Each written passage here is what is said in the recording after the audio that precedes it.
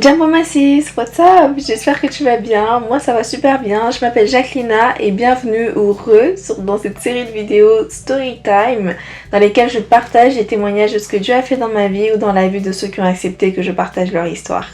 Alors, je te tease un peu le sujet de la prochaine vidéo dans ces Storytime, dis-moi en commentaire si tu l'as trouvé. Et si tu souhaites que je raconte ton histoire, hit me up on social media et ce serait avec grand plaisir que je partagerai ce que Dieu a fait dans ta vie. Sans plus tarder, abonne-toi, n'oublie pas d'activer la cloche de notification and let's get started. Je suis heureuse de débuter ce nouveau format. Ici, j'ai avec moi des témoignages de ce que Dieu a fait dans ma vie, des histoires de ce que Dieu a fait dans ma vie que je vais vous partager. Et je vais piocher en fait ce qui est marqué dedans. J'en ai sélectionné quelques-unes que j'ai marquées sur ces petits papiers. And we're just gonna see, ok? Ok. Alors, le premier sujet de cette vidéo est choisir le silence. I don't know if you can say it. Choisir le silence. Oh, ok. Alors, comme beaucoup, je pense qu'on a tous choisi le silence face à des situations qui étaient compliquées. On a tous déjà choisi de se renfermer dans sa petite bulle, de ne pas arriver à appeler les autres, de ne pas arriver à dire non, ça ne va pas et de juste se rester dans sa petite bulle, tout enfermé. Et moi, ça m'est arrivé à plusieurs reprises. Alors, à plusieurs reprises. Je ne sais même pas quelle histoire vous raconter tellement. Guys, j'ai choisi le silence plusieurs fois dans ma vie. Avant que je ne réalise le danger de choisir le silence, je ne réalisais même pas en fait que je choisissais le silence parce que j'ai grandi en fait en restant un peu dans ma bulle, même si j'avais l'occasion de parler à mes parents, à mes frères et sœurs, à mes amis. Je restais quand même assez souvent dans ma petite bulle où j'allais pas forcément rentrer dans les détails et j'allais en parler à Dieu directement. Ce qui est bien, très bien. Il faut d'abord en parler à Dieu avant d'aller en parler à qui que ce soit, c'est vrai. Mais du coup, je réalisais pas l'importance de la communion fraternelle. Toutes les fois en fait où je suis passée par des moments difficiles, par des situations compliquées, où il fallait que je parle, où je pouvais vraiment parler et recevoir de l'aide, que ce soit financière, que ce soit une oreille prête à m'entendre, que ce soit par des conseils, que ce soit...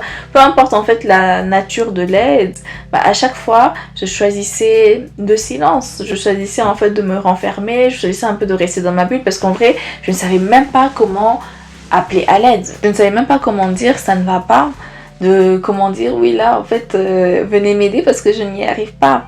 Du coup je me confortais en fait dans ma petite bulle, je me confortais en fait dans mon silence et je choisissais le silence. En 2021, ça m'est arrivé à plusieurs reprises et je vous cache pas que je crois que cette année c'est la première année, ces derniers mois de 2023, ce sont les premiers mois où j'arrive vraiment à sortir de cette bulle. Et quand ça ne va pas, de dire hey, écoute, ça ne va pas sans forcément entrer dans les détails auprès de mes proches. Bien sûr, bien évidemment, mon mari est avec moi, il me voit, il voit quand ça va, il voit quand ça va pas. Mais je parle vraiment de la communion fraternelle ou de nos amis autour de nous, des gens à l'église, des personnes de confiance.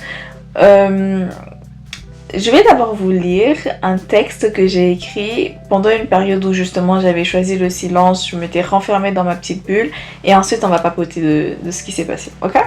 Ok. J'ai écrit ce texte le 30 mai 2021 and I'm gonna read it to you. Le texte s'intitule Ma bulle et les autres. L'écharde est réelle, enfoncée si loin dans ma moelle épinière, si profondément que même dans le silence je peine à m'entendre, à m'interroger et me répondre, à vivre tel que Dieu l'entend. Des péchés vicieux me tourmentent, des larmes amères à mes yeux montent, et le silence de ma voix résonne telle la vocation d'un moine. J'aimerais partager ce que je traverse, ne fût-ce que demander que l'on prie pour moi. Mais qui m'écoute vraiment si ce n'est toi, Dieu? Mais toi, tu veux que je partage avec les autres. Je me complais à vivre seule dans ma bulle, là où tu veux que ma guérison se fasse en communion fraternelle. Je peine à ouvrir ma bouche et je trouve des excuses pour ne pas avoir à parler si ce n'est parler qu'à toi. Et pourtant, tu m'as envoyé sur terre. Et ici, Seigneur, je me sens incomprise. Je me tais lorsqu'on me coupe la parole ou ne me croit pas, et je me renferme lorsqu'on ne me voit pas avec tes yeux. Comment vivre en communauté lorsque les gens autour ont des attentes sur moi que tu ne m'as pas révélées ou qui ne sont simplement pas divines? Moi, je t'ai dit que je ne voulais que toi. Toi et moi sur une île déserte et confortable. Toi et moi et loin du monde. Pourtant, je t'ai aussi dit que ta volonté soit faite et non la mienne. Ce monde, c'est toi qui l'as créé. Et c'est ici que tu m'as envoyé être. Te refléter, vivre, faire des disciples et revenir vers toi en ayant accompli tout ce que tu auras mis en moi quand tu me rappelleras. Donc Yahweh, éclate ma bulle et montre-moi comment vivre ta création. Et j'ai mis entre parenthèses, humains, animaux, plantes. Et j'ai mis quelques versets également que je vous mets à l'écran si ça vous intéresse d'aller les lire. Je pense qu'ils pourront vous édifier.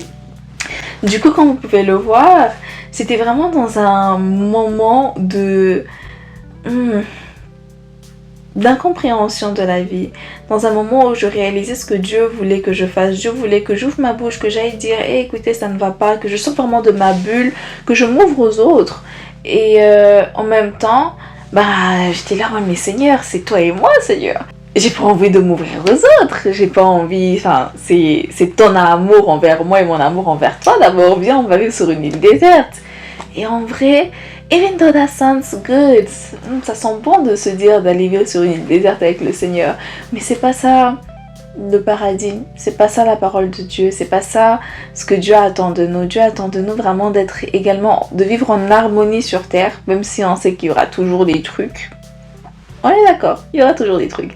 Mais Dieu attend de nous de pouvoir vivre le fruit de l'esprit, de pouvoir le vivre lui, sans crainte, sans peur de ce que les autres vont dire, sans se retenir, en vivre juste pleinement sa parole, vivre pleinement ce qu'il a créé. Parce que ce qu'il a créé est beau, il a créé la vie. Du coup, vivons pleinement. Et c'est quoi vivre pleinement? Vivre pleinement, c'est vraiment s'ouvrir à Dieu, s'ouvrir aux autres, aimer pleinement, donner pleinement, pardonner pleinement, partager pleinement. Tous ces sujets-là, tous ces aspects-là, en fait, ce que Dieu évoque dans la parole, c'est ça que Dieu veut nous partager, ce que Dieu veut que l'on puisse en vivre ici sur terre, même s'il y aura des tribulations, même si ça sera compliqué, parce que tout ça là va arriver, tout le mal également va arriver, mais dans ça, on peut quand même vivre dans la joie, dans la paix, dans l'amour, dans le réconfort, dans le pardon, en grandissant, si tu suis ma chaîne depuis un moment, you know what I'm about to say, on grow and glow together. Et du coup, après avoir écrit ce texte-là, je vais pas vous cacher que je me souviens pas très bien de ce qui s'était passé, mais en 2021, donc la même année, mais quelques temps après, précisément, j'avais écrit ce texte le 30 mai 2021. Ma maman est décédée 16 jours après. 16 jours. Elle est décédée le 15 juin 2021. Du coup, c'est compliqué. En fait, quand tu perds un parent, quand tu perds quelqu'un à qui tu tiens, quand tu perds quelqu'un, ton monde s'effondre. Vraiment, mon monde s'est effondré quand j'ai perdu ma maman. C'est pas tout qui s'est effondré, bien évidemment. C'est une partie qui s'est effondrée parce que mon monde est construit sur Dieu et du coup, c'est pas toutes les fondations qui tombent. Mais j'ai perdu ma maman. J'ai perdu celle qui m'a mis au monde et je l'ai perdue si tôt. Je l'ai perdue, j'avais 22 ans. Je venais d'avoir 22 ans. Et du coup, le décès de ma maman m'a tellement chamboulée sur plusieurs aspects que je me suis encore une fois renfermée, je me suis encore une fois mise dans une petite bulle où vraiment j'arrivais plus à sortir, j'arrivais plus à voir les gens, j'arrivais plus... Quand on me donnait des rendez-vous, même quand moi-même je disais aux gens « Ouais, viens on se voit, viens on se capte et tout », dès que le moment arrivait, fallait voir comment je disparaissais. Fallait voir comment est-ce que moi je fouillais. J'allais envoyer des messages pour dire oui en fait là je peux plus, en fait je peux plus, il y a ci, il y a ça, putain il y avait rien. Ou bien j'allais inventer des trucs, ou bien j'allais disparaître. J'allais juste ne plus répondre, juste disparaître.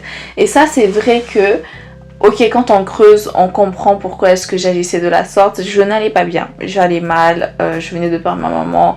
Il y avait pas mal de choses également qui se passaient dans ma vie où vraiment c'était des fondations qui étaient en train de se briser. Du coup, c'était assez compliqué de les vivre. Et dans ça, je crois que aujourd'hui avec le recul, si la même chose se repasse, même si je voudrais pas que ça se repasse, mais s'il y a un autre obstacle qui arriverait dans ma vie, je prie pour pouvoir agir avec plus de sagesse et plus de connaissance. Parce que là, j'ai une connaissance de si j'ouvre ma bouche, en ouvrant ma bouche, like stuff are gonna break, like things are gonna happen differently. Le diable veut que nous puissions fermer notre bouche parce que si aujourd'hui je vais mal, imaginons que je suis malade, imaginons que j'ai une écharde sur mon pied, sur mon talon, et que du coup bah, je marche en boitant, les gens peuvent voir que je boite. Les gens me voient d'ailleurs que je boite. Mais je ne dis rien. Et puis après, bah, je me renferme, je sors plus parce que dans tous les cas, j'arrive plus trop bien à marcher. Donc les gens ne pourront même plus vraiment voir que je boite parce que je ne les laisse pas me voir. Je me suis renfermée dans ma petite bulle. Et que tant qu'en fait je n'aurais pas ouvert ma bouche, tant que je n'aurais pas agi, genre je n'aurais pas fait le pas pour aller voir un médecin, voir quelqu'un, dire juste à quelqu'un, hey, écoute, est-ce que tu as un truc pour pouvoir en retirer mon écharpe parce que là en fait ça me fait mal, ou bien juste de dire écoute j'ai une écharde, je ne sais pas quoi faire, ça me fait mal, est-ce que tu peux venir en aide? Tant qu'en fait je n'ouvre pas ma bouche pour appeler à l'aide, pour vraiment dire hey, listen, help me. Tant que je ne le fais pas, les gens ne viendront pas forcément m'aider, même s'ils le veulent, parce que je serai dans ma bulle, et même s'ils veulent venir, bah, je ne les laisse pas rentrer, je dis non, ça va, tout va bien, restez là où vous êtes.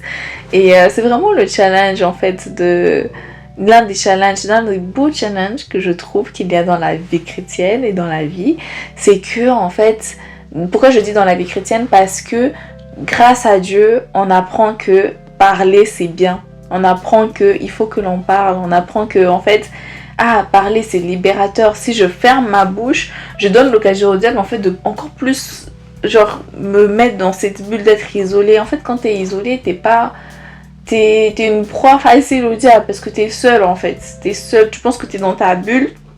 Ok, c'est dans ta bulle, les autres ne peuvent pas vraiment venir, mais le diable il te voit, il va venir mettre des pensées, il va venir mettre des trucs, etc. And then, yeah, you're alone.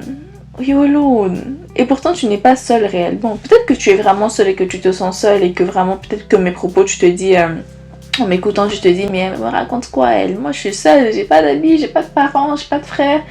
I can be your sis. On est 6 ici, n'est-ce pas? Donc si ça va pas, si tu penses que vraiment il y a personne, hit me up on Instagram, envoie-moi un message et par la grâce de Dieu peut-être qu'on pourra justement échanger, grandir, avancer et que tu pourras vraiment faire ce pas pour ouvrir ta bouche et dire ok je parle, je ne reste plus silencieuse et là j'ouvre ma bouche, Seigneur j'ai appelé à l'aide, aide-moi. Et ouais, j'ai fait une vidéo dans laquelle je partage comment est-ce que l'on peut se relever des situations difficiles quand ça ne va pas, etc.